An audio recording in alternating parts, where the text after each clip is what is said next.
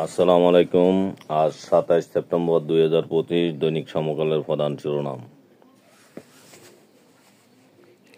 আওয়ামী লীগ জাফার 57 আসনে বিএনপির বিশেষ নজর।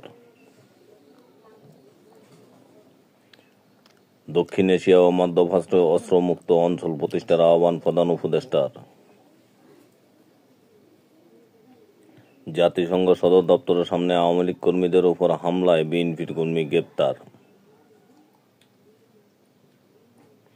ঐক্যমতের ভিত্তিতে দেশের গণতন্ত্র ও সংস্কার কাজে এগিয়ে যাবে জাতিসংঘের প্রধান উপদেষ্টা।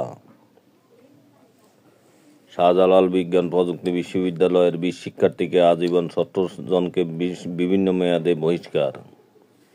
প্রথমবারের মতো নির্বাচন কর্মকর্তা সম্মেলন হচ্ছে শনিবার। সুপার ওভারের থ্রিলারে হারল শ্রীলঙ্কা।